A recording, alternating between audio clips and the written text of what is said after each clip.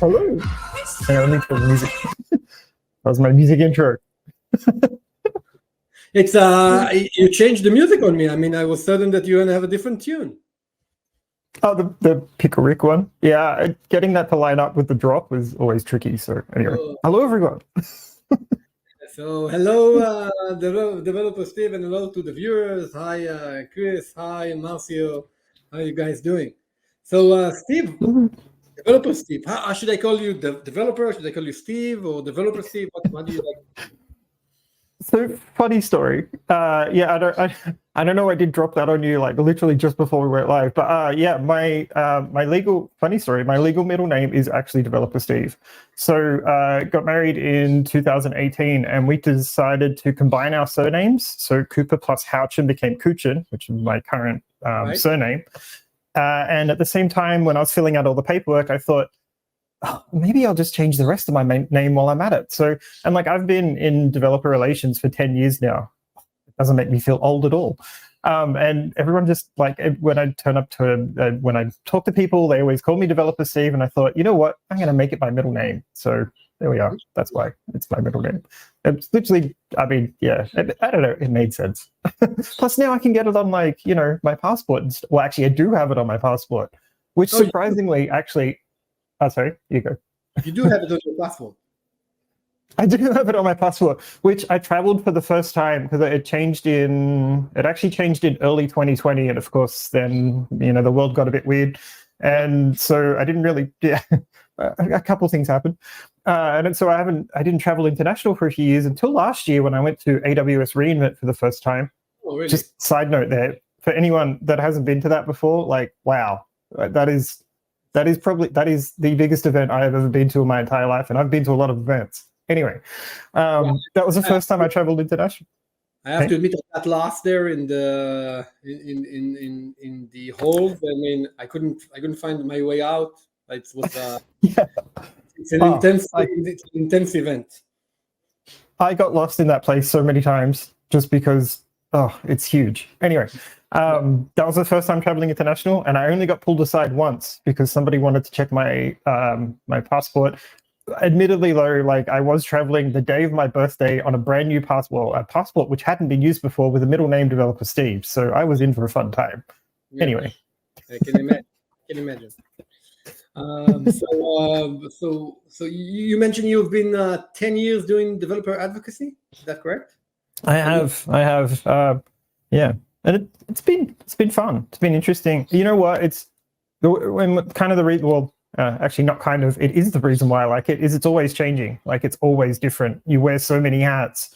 You can learn so many new. Well, you have to learn so many new skills often while you're doing them.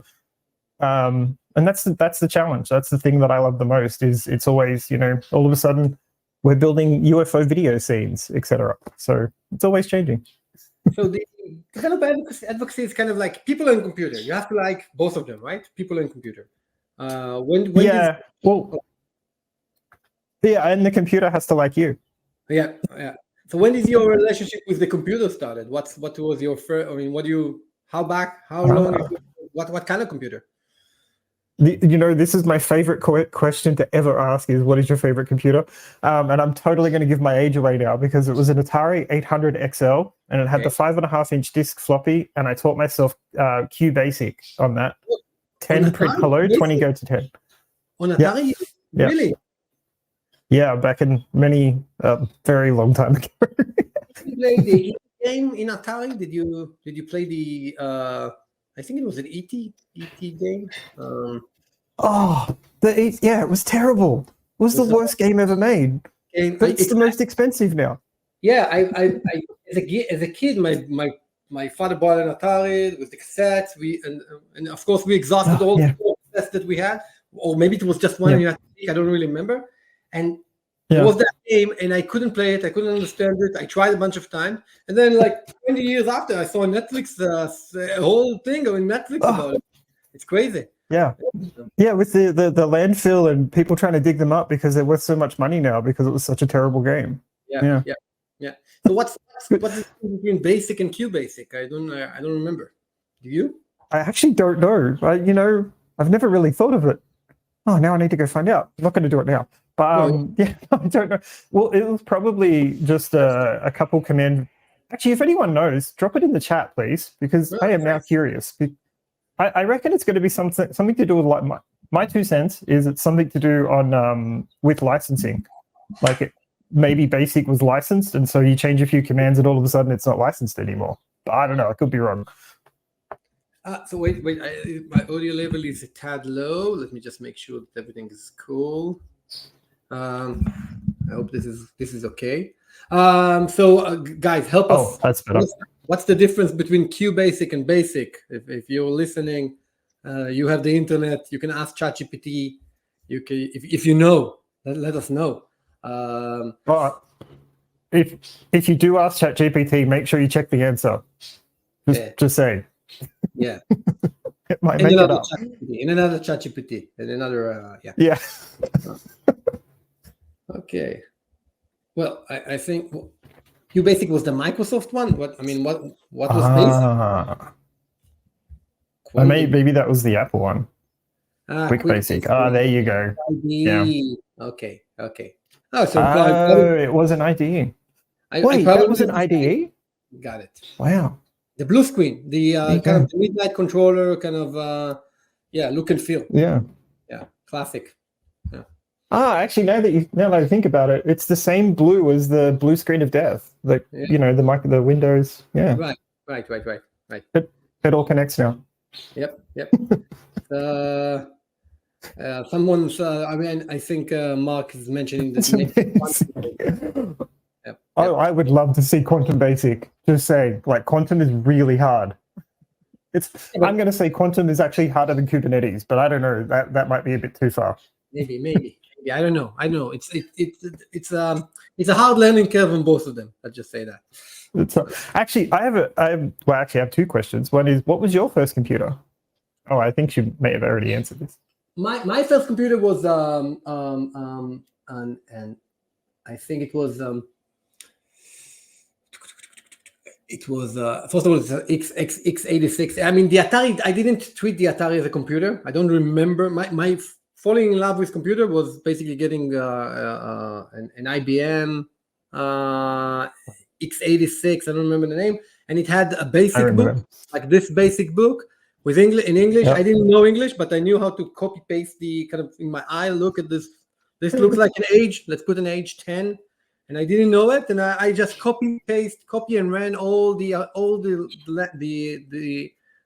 programs, and I kind of figured out what was going on. And I always remember that there was one of the application, the basic application, was doing some animation on screen, and it didn't work for me. Yeah. It didn't work for me, and I didn't. It took me like years when I saw someone else do something in animation. It said, "Oh, you have to delete something." And then you put it in another place, and then my mind thinks this is moving. This is how move it inside computer. Yeah. So I couldn't, because I didn't understand it. I couldn't debug the original in the book basic. So that's yeah. Go ahead. I was gonna say it's almost like once you figure out how the smoke and mirror trick works inside games, when you then look at games afterwards, you're broken because you know how it's being done. Like you can see what they're doing. Anyway, I always look at that and go, I see what you're doing. Yeah. So first of all, I still when I still look at games, I'm still extremely surprised. How is this even working? This. I mean, it's like the engineering here. I need to understand. I mean, it's crazy. It's crazy. Elad is mentioning that we have a tribute. Do you know we have a tribute to the Blue Screen of Death in the Wing console? Are you familiar with it? I do not. Yeah. So if you ever write a Wing program that doesn't compile and run it on the console, you're gonna get the Blue Screen of Death on the. Oh, see, all the ones I've been playing with this week and recently, they all compiled, so I haven't seen the error yet. Oh, now I feel like I'm missing out. Anyway, actually, that was my other, or partly that was related to my other question is, what do you call it? I think we may have chatted about this the other day, but what do you call a group of, like, you've got a community now in Wingland. What do you call a group of Wingland? The Wingnuts. Right now, there you go. Wingnuts. It's an early stage voting. There was a voting system, and we ended up being called the Wingnut. I think Vital doesn't. She didn't like the name to begin with, but then it's probably grew on her. But it's interesting. But we are the Wingnuts for now. Yeah. See, I was going with Winglangians. Winglanian. I mean, maybe that's the planet I'm coming from, or going to. Oh yeah. So it was also kind of a ChatGPT kind of give us names and yeah. I don't know what it means. But that's how we chose our name. So you kind of showed me your. So right now you're working for your T-shirt tells that you're working for Lumigo as a developer advocate. For those of you who don't know, what is Lumigo? We do distributed tracing observability, really, really easy, one-click open telemetry for cloud deployments or distributed deployments. We make it really easy to be able to trace and debug your apps super quick. Actually, one of the interesting things I took away from AWS reInvent last year was, after talking to everyone, was a lot of people are now doing mixed deployments. And I have a blog post coming out of this because I almost have a working demo Winglang demo. Almost said Winglangians. I don't know why. It's early here. Hello from Wednesday, everyone, from the future. Yep. Anyway, right. Mixed deployments, which is really cool because you can do like a container deploy a container thing and a server thing together, and you kind of get the best of both worlds because you get your serverless deployment components, which obviously may not require as much component monitoring as your Kubernetes or your container environments. All in one little app. And that was a very big discussion point on our booth at reInvent last year, which was super interesting because a lot of people are doing Kubernetes and the serverless deployments side by side or in the same app. And so what Lumigo is able to do is take the spans, all the log information, and create some nice trace maps and stuff from that.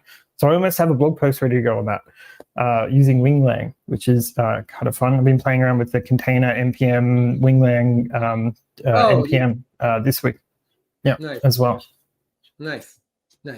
So you've seen a lot of people. We've seen this also, kind of companies that are kind of most of the time they're Kubernetes. Most of the workloads are Kubernetes, especially the kind of the synchronous calls goes directly to Kubernetes. But then there's two systems. They need to talk with each other, but they're not completely aligned about the data model. So you want to put something in the queue, have a Lambda massage the data a little bit and push this on a different queue.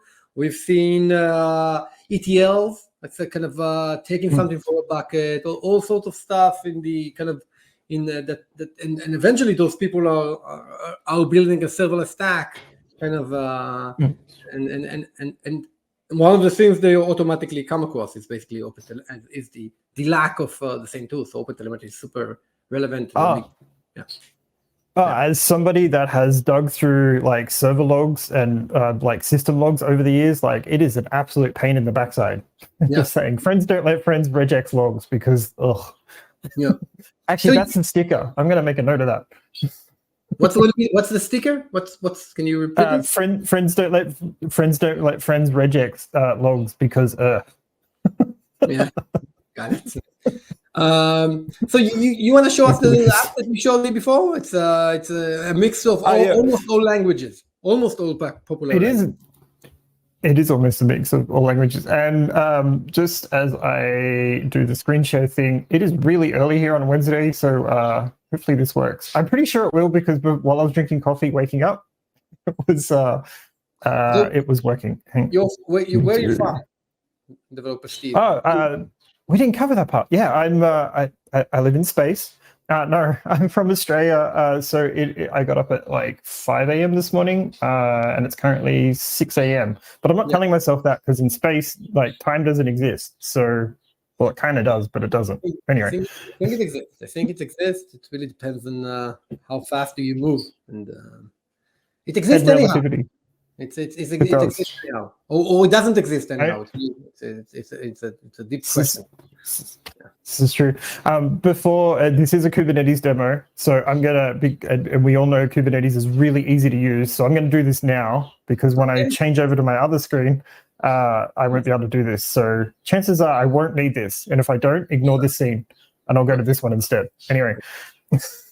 So, Let me are you switch. there? Awesome. Yeah, I will do. They keep changing this share screen. There we go. All right. Yep. Ta-da! Let me make that a bit bigger.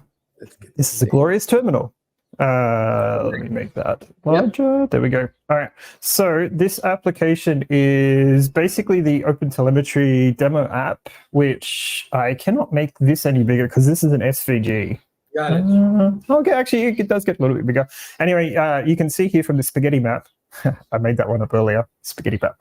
Anyway, this is literally, or this is an e-commerce, a basic e-commerce application that kind of uses almost one of everything, like literally one of everything. There's even a PHP in there. What is that? Oh. It's quite service.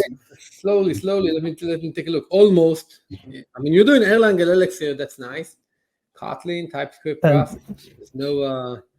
Okay, there's no Swift here, and. There is no Swift. It's true. But actually, do they have it? Yeah. I have PHP, which if anyone that's actually tried using OpenTelemetry in PHP, it needs a little bit of work, but it kind of works. The way PHP works. The way PHP, I've in my past I had to develop feature flag systems for all languages, and PHP is a different set of complexity because of the life cycle of the process there. It's definitely an interesting language. It's after the time somehow. Anyway, and I also come from. Actually, we're talking about it for anyone that's not in the Winglang Slack, and you should be in there because it's a really fun place. But anyway, we were talking about PHP this morning, and it was great because right.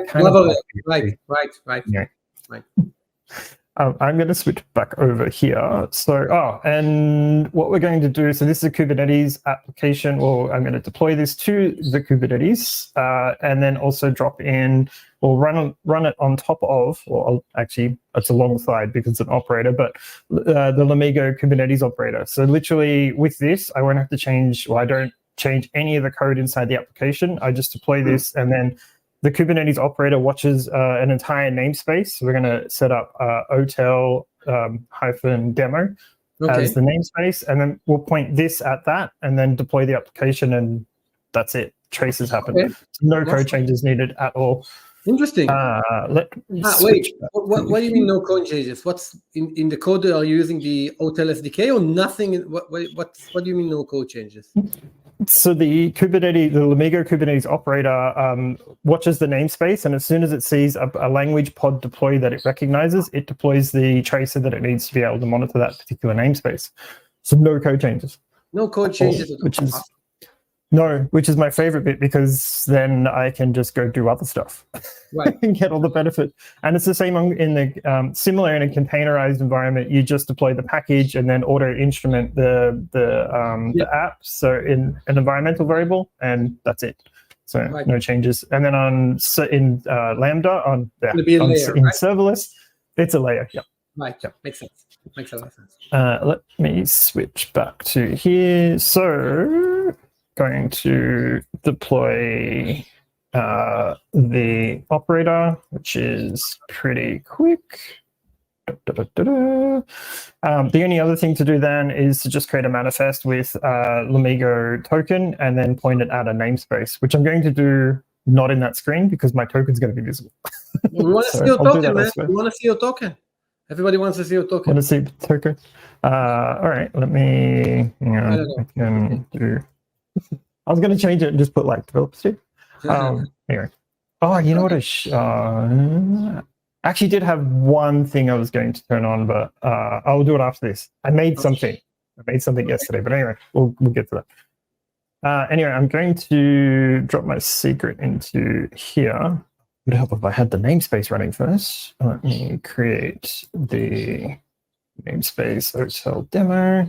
Right, now I can deploy my key off screen. That should be done.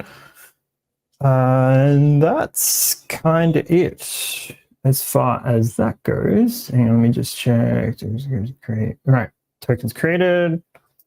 Deployment part. Woo-hoo. Okay. Oi. So far, so good. Nothing errored yet. Oh, don't slow down. So the other thing is, yeah, my CPU just hit 100%. But I mean, it is Kubernetes, and I am running. I did my. We were talking about this beforehand, but I updated. I'm using OBS to do my fancy scenes and stuff. Shout out to that community because like they do amazing work. Anyway, I updated it late last year, before my last live stream for the year, and my computer has never been the same since. So I'm currently watching my CPU melt, but Kubernetes. Yeah. Okay. Oh, and the one that didn't run before is running now. Okay. We might be okay. Looks good. Give it another second or two. And then the only other thing to do then, okay, that error is like I know that error is going to happen, so it's an intentional error. Okay, we're not going to final test. The test was not running for the final. And the port forward worked. Okay, we might be all right.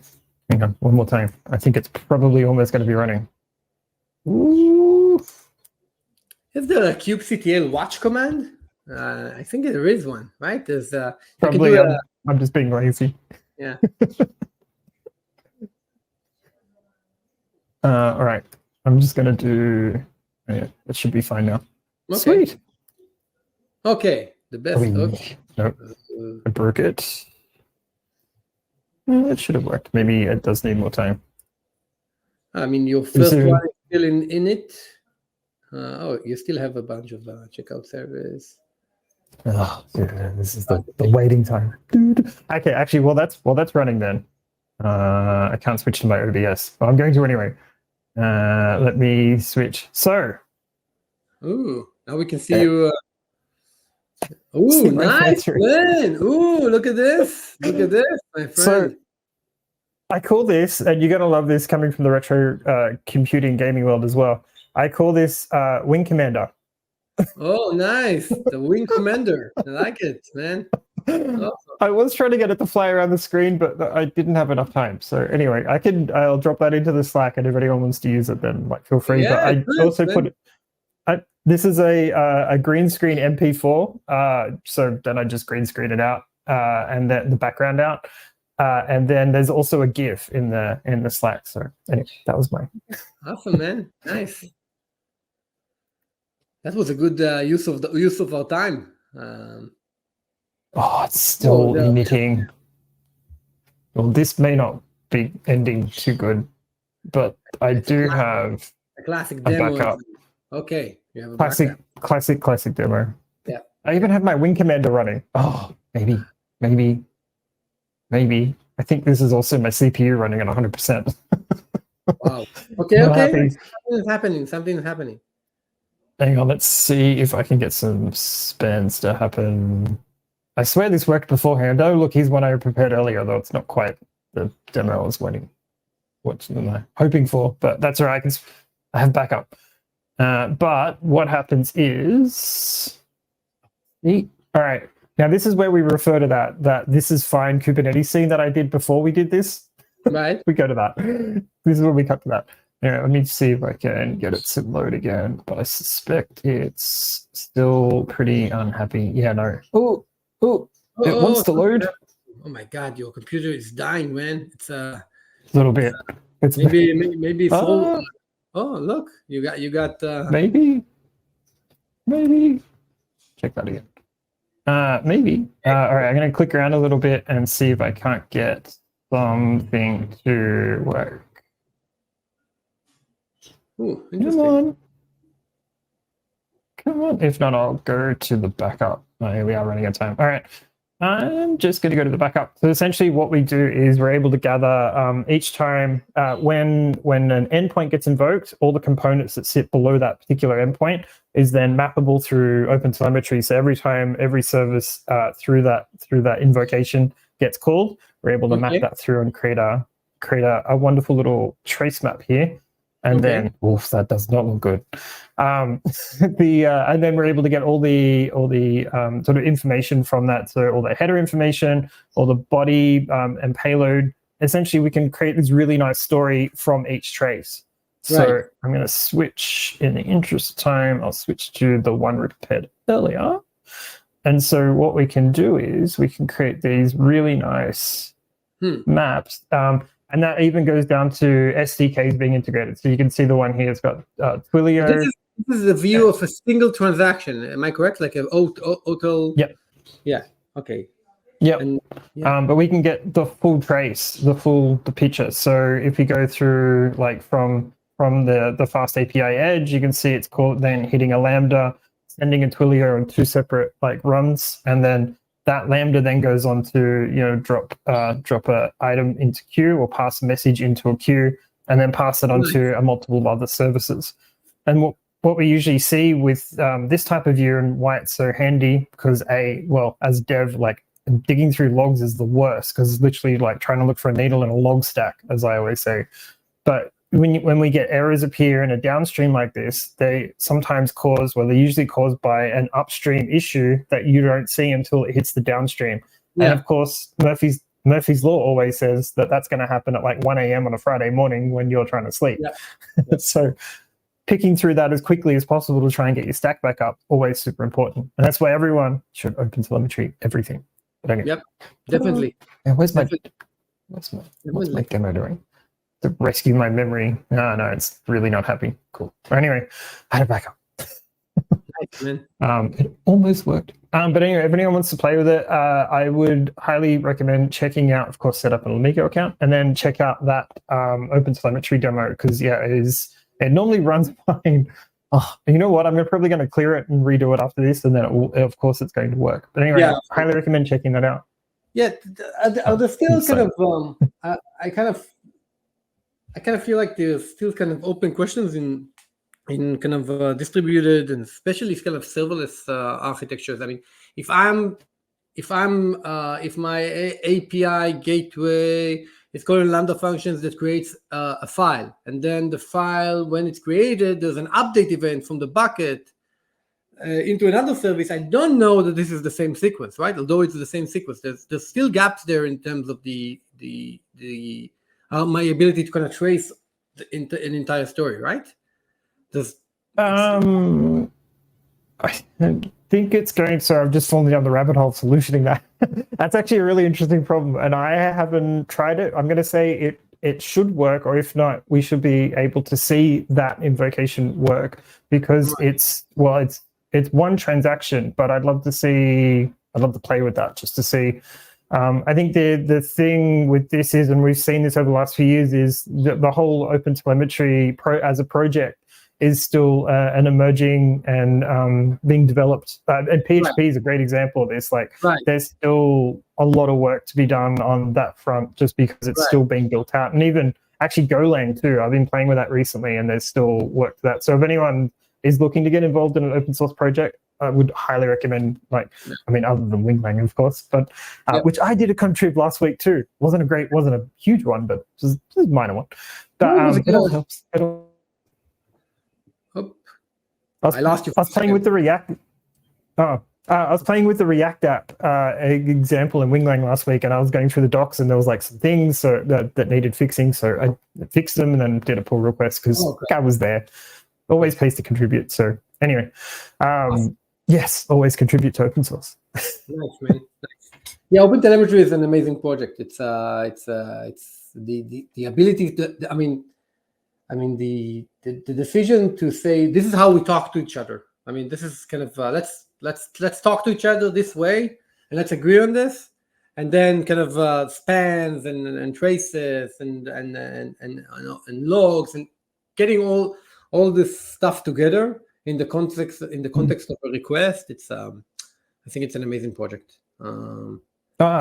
Totally. And it was so fragmented before, there was no standardized approach to formatting. It was literally a whole bunch of leftover projects all shoved together. So it's good to have that cohesiveness approach.